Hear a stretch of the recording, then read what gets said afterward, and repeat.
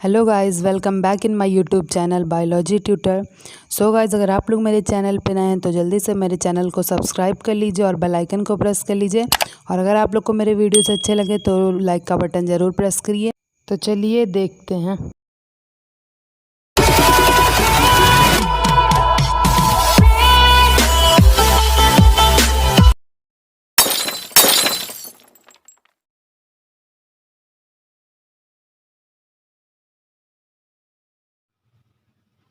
So guys, जैसे कि हमने नेक्स्ट लेक्चर यानी कि पार्ट 2 में मियोसिस फर्स्ट के प्रोफेज फर्स्ट के सारे स्टेजेस हमने पढ़ लिए हैं।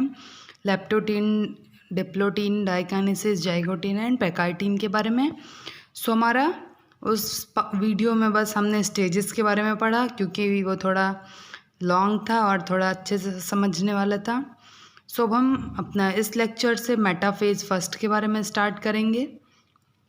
तो चलिए बिना लेट के हम स्टार्ट करते हैं। तो ये देखिए हमारा मेटाफेज फर्स्ट का डायग्राम है। आप लोग पहले देख लीजिए कि ये जो हमारे बीच में है ये सेंट्रोमियर्स हैं और ये जो आपको डॉटेड लाइंस दिख रही हैं वो स्पाइंडल है, स्पाइंडल फाइबर्स जिन्हें हम कहते हैं। सो फर्स्ट पॉइंट क्या है मेटाफेज फर्स्ट का? The bivalent chromosome align on the equatorial plate.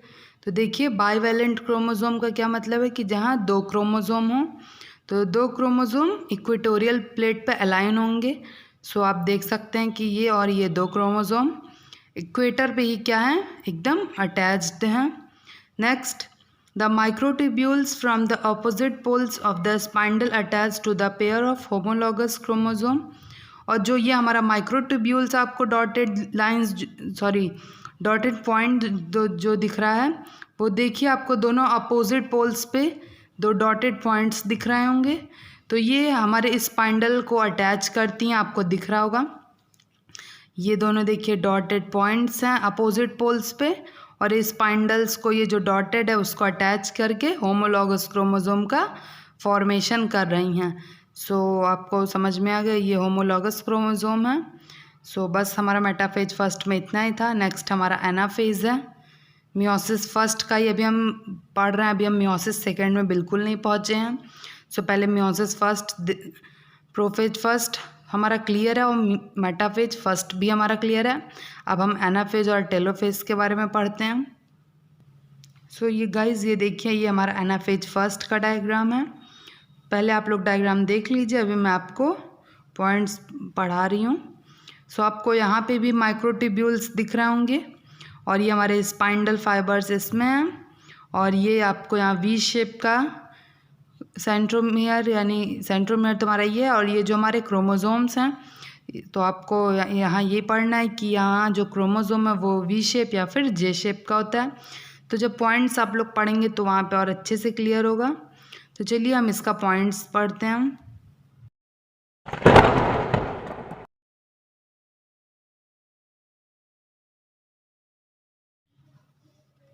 क्या है first point? The homologous chromosome separate while sister chromatid remains associated at their centromere. तो क्या है, कह रहा है कि जो होमोलॉगस क्रोमोसोम है वो सेपरेट हो जाएगा और जो सिस्टर क्रोमैटिड्स हैं वो सेंट्रोमियर से अटैच्ड हो जाएंगे। Next, the shape of separating chromosome may be rod और जे और V shape depending upon the position of centromere. तो इसमें जो क्रोमोसोम का शेप होगा वो रॉड जैसा भी हो सकता है, जे शेप का भी हो सकता है और वी शेप का भी हो सकता है। वो किस पे डिपेंड करेगा? सेंट्रोमियर के पोजीशन पे। सो आपको डायग्राम में दिखा दे रही हूँ। देखिए आप लोगों को वी शेप का क्रोमोसोम दिख रहा होगा कुछ इस टाइप का। अभी तक आप लोगों ने इस तरीके का नहीं देखा है। सो यही हमारा एनाफेज का है। डायग्राम से तो आपको क्लियर हो ही गया होगा कि ये हमारा वी शेप का क्रोमोसोम है और ये सेंट्रोमियर के पोजीशन पे डिपेंड करता है हमारे क्रोमोसोम का शेप। सो हमारा एनाफेज वहीं से ख़त्म होता है। नेक्स्ट अब हमारा लास्ट है मियोसिस फर्स्ट का टेलोफेज। चलिए देखते हैं। सो पहले आप लोग टेलोफेज का डायग्राम देख लीजिए, अभी आपको पॉइंट से क्लियर होगा। फर्स्ट पॉइंट क्या है टेलोफेज का? The nuclear membrane and nucleolus reappear, cytokinesis follow and this is called dyad of the cells. तो ये टेलोफेज में हमारे क्या न्यूक्लियर मेम्ब्रेन और न्यूक्लियोलस रीअपियर होगा, यानी कि फिर से हमें दिखाई देगा। और इसमें साइटोकाइनेसिस का प्रोसेस होगा और इसमें डाइट्स यानी कि क्रोमैटिड्स का फॉर्मेशन होगा। डाइट्स मैंने आपको बताया कि क्या है। सो डाइट का क्या मतलब है, जहाँ पे 4 क्रोमैटिड्स पाए जा रहे हैं उसे हम डाइट कहेंगे। सो हमारा टेलोफेज में क्या न्यूक्लियर मेम्ब्रेन और न्यूक्लियोलस रीअपियर होगा, फिर से दिखा देगा। साइटोकाइनेसिस भी होगा और डाइट का फॉर्मेशन, इसी को हम डाइट कहेंगे। Next, disappearance of astral rays and spindle fiber, और इसमें एस्ट्रल रे का डिसअपियरेंस यानी कि डिसअपियर गायब हो जाएगा और स्पाइंडल फाइबर भी हमें इसमें नहीं दिखेगा।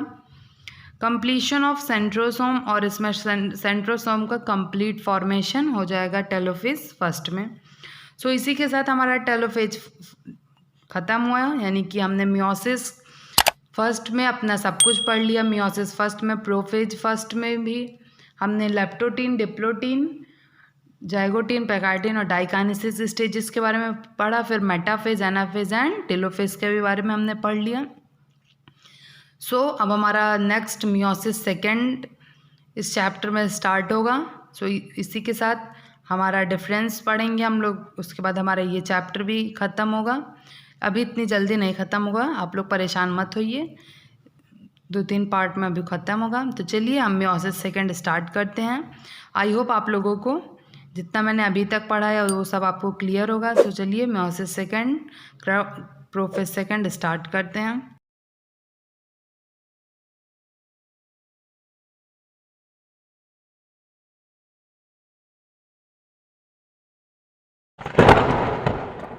तो मियोसिस सेकेंड का प्रोफेज सेकेंड, तो प्रोफेज सेकेंड में आपको 2 डायग्राम्स दिख रहे होंगे। तो चलिए हम लोग पॉइंट्स देखते हैं। तो फर्स्ट पॉइंट हमारा प्रोफेज सेकेंड का क्या है, formation of aster from the centrioles of centrosome, disappearance of nuclear membrane and nucleolus. तो इसमें एस्टर का फॉर्मेशन होगा और सेंट्रियोल से सेंट्रोसोम का फॉर्मेशन होगा और इसमें न्यूक्लियर मेम्ब्रेन और न्यूक्लियोलस हमारा डिसअपियर होगा। Next point, condensation of chromatin fibres into definite number of chromosome. तो इसमें क्रोमैटिन फाइबर का कंडेंसेशन होगा और डेफिनेट नंबर ऑफ क्रोमोसोम का फॉर्मेशन होगा। नेक्स्ट हमारा मेटाफेज सेकेंड आता है। सो आपको मेटाफेज सेकेंड में भी 2 डायग्राम दिख रहे होंगे। तो चलिए मेटाफेज सेकेंड का पॉइंट देख लेते हैं। तो मेटाफेज सेकेंड का फर्स्ट पॉइंट क्या, arrangement of chromosome on 1 equatorial plate. तो क्रोमोसोम का अरेंजमेंट इक्वेटोरियल प्लेट पे होगा। डायग्राम देख लीजिए आप लोग, इसमें आपको क्रोमोसोम इक्वेटोरियल प्लेट पे दिख रहा होगा दोनों डायग्राम में। सो मेटाफेज सेकेंड में क्या कह रहा है कि जो हमारा क्रोमोसोम होगा वो इक्वेटोरियल प्लेट पे होगा। सेकेंड पॉइंट देखते हैं, each centromere is joined by 2 chromosomal fibre. तो जो हर सेंट्रोमियर हमारा होगा वो 2 क्रोमोसोमल फाइबर से जॉइंड होगा। Next 2 chromosomal fibre joints at the kinetochore of the chromatids. और जो 2 हमारे क्रोमोसोमल फाइबर होंगे वो किससे जॉइंड होंगे, क्रोमैटिड्स में जो हमारे काइनेटोकोर्स पाए जा रहे हैं उसी से हमारे क्रोमोसोमल फाइबर जॉइंड होंगे in the case of metaphase second. So guys metaphase second हमारा यहीं से ख़त्म हुआ। नेक्स्ट हमारा मियोसिस सेकेंड में एनाफेज सेकेंड के बारे में पढ़ेंगे। तो चलिए देखते हैं। देखिए आप लोग को एनाफेज सेकेंड में भी 2 डायग्राम्स दिख रहे होंगे। तो फर्स्ट पॉइंट हम देखते हैं, splitting of centromere of each chromosome and formation of 2 daughter और न्यू क्रोमोसोम। तो इसमें सेंट्रोमियर देखिए ब्रेक डाउन हो गया। देखिए आपको सेंट्रोमियर का स्ट्रक्चर अभी कुछ इस तरीके से दिख रहा होगा पिछले डायग्राम्स में, इस तरह ये हमारा सेंट्रोमियर और इससे 2 क्रोमोसोम इधर अटैच, 2 इधर। लेकिन इस डायग्राम में आपको स्प्लिट होता हुआ दिख रहा होगा कि इसका एक पार्ट यहाँ, एक पार्ट यहाँ है। तो वही लिखा है कि splitting of centromere of each chromosome and formation of 2 daughter और न्यू क्रोमोसोम। तो दोनों जो सेंट्रोमियर वो स्प्लिट होकर टूट कर 2 डॉटर सेल्स का फॉर्मेशन करेगा, यानी 2 नए क्रोमोसोम का फॉर्मेशन करेगा। दोनों डायग्राम में आपको दिख रहा होगा। अगर आपको कुछ भी ना समझ में आए तो आप मुझसे कमेंट बॉक्स में ज़रूर पूछिए, वैसे आपको सब कुछ समझ में आएगा। Next movement of daughter chromosome towards opposite pole. तो देखिए जो हमारे दोनों डॉटर क्रोमोसोम्स हैं वो अपोजिट पोल्स की तरफ मूव कर रही हैं।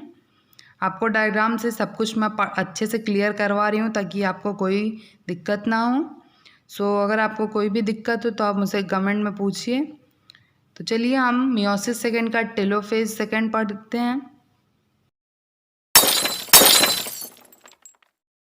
तो टेलोफेज सेकेंड में क्या है कि सेंट्रोमियर हमारा इसमें भी हमारा 2 डायग्राम है, लेकिन जो हमारे 2 डॉटर सेल्स बन रही हैं वो देखिए वो दोनों भी अपना सेपरेट हो चुकी हैं।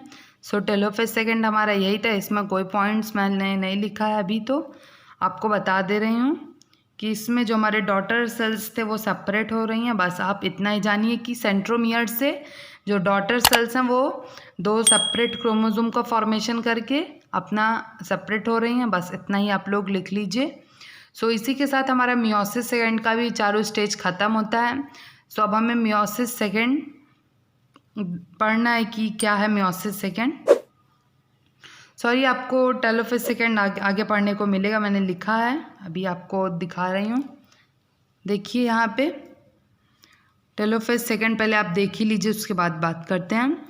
Formation of daughter nucleus at each pole due to appearance of nuclear membrane from endoplasmic reticulum and nuclei। तो जो जैसे मैंने आपको डायग्राम में बता दिया कि इसमें 2 डॉटर न्यूक्लियस का फॉर्मेशन हो रहा है हर एक पोल पे, इसीलिए ये अपना न्यूक्लियर मेम्ब्रेन इसमें अपीयर हमको फिर से देखने को मिलेगा और एंडोप्लाज्मिक रेटिकुलम भी। डिसअपीयरेंस ऑफ एस्ट्रल रे एंड स्पाइंडल फाइबर, तो आपको डायग्राम में दिखा दे रही हूँ कि देखिए आपको कहीं भी डॉटेड लाइन्स नहीं दिख रहे होंगे स्पाइंडल फाइबर और एस्ट्रल रेज भी। सो हमारा यही था जो मैंने आपको बताया, लेकिन आप लोग यहाँ टेलोफेज सेकेंड मैंने लिख भी रखा है, मैं थोड़ा ध्यान नहीं दी, तो आप लोग यहाँ से लिख सकते हैं। तो मियोसिस सेकेंड देख लीजिए क्या है। It is also called equational division, it is of shorter duration, the even typical mitotic division. So meiosis second को हम इक्वेशनल डिवीज़न कहते हैं। मैं आपको बार बार बता रही हूँ कि इसका 3 नाम है। कौन कौन सा? मियोसिस, मियोटिक और इक्वेशनल डिवीज़न। हमारा मियोसिस का नाम है और माइटोटिक डिवीज़न का माइटोसिस और रिडक्शनल डिवीज़न। और ये हमारा शॉर्टर ड्यूरेशन होता है as compare to mitotic division.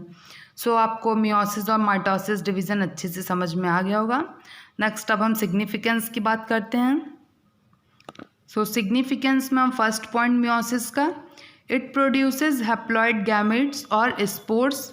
Significance में जो मियोसिस है वो हैप्लॉइड गैमेट्स या फिर स्पोर्स को प्रोड्यूस कर रहा है। Next, meiosis and fertilization both work in coordination to maintain constant chromosome number generation after generation. तो मियोसिस में फर्टिलाइजेशन के बाद ये मियोसिस और फर्टिलाइजेशन का वर्क कोऑर्डिनेट यानी साथ साथ होता है ताकि जो क्रोमोसोम नंबर है वो जनरेशन आफ्टर जनरेशन कांस्टेंट रह सके। तो आपको जैसे पता होगा कि ह्यूमंस के केस में 23 पेयर ऑफ क्रोमोसोम है और वो लगभग जनरेशन आफ्टर जनरेशन क्या है, कांस्टेंट, यानी कि यही रहता है, वेरी नहीं करता। सो मियोसिस यही था हमारा। नेक्स्ट, सो गाइस इसी के साथ हमारा सिग्निफिकेंस ख़त्म होता है। आप कुछ इंपॉर्टेंट पॉइंट्स आपको मियोसिस के बारे में जो मैं आपको नेक्स्ट लेक्चर में बताऊंगी। सो तब तक के लिए अगर आप लोग मेरे चैनल पे नए तो जल्दी से इसको सब्सक्राइब कर लीजिए और बेल आइकन को प्रेस कर दीजिए। और अगर आप लोग को मेरे वीडियोस अच्छी लगे तो आप लोग लाइक का बटन ज़रूर प्रेस करिए और आपको ताकि मेरे वीडियोस का latest updates time to time मिल सके। सो चलिए अब हम अपना मियोसिस के कुछ और पॉइंट्स के साथ और माइटोसिस और मियोसिस के डिफरेंसेस के साथ हमारा ये चैप्टर ख़त्म होगा नेक्स्ट लेक्चर में। सो तब तक के लिए thank you and have a nice day.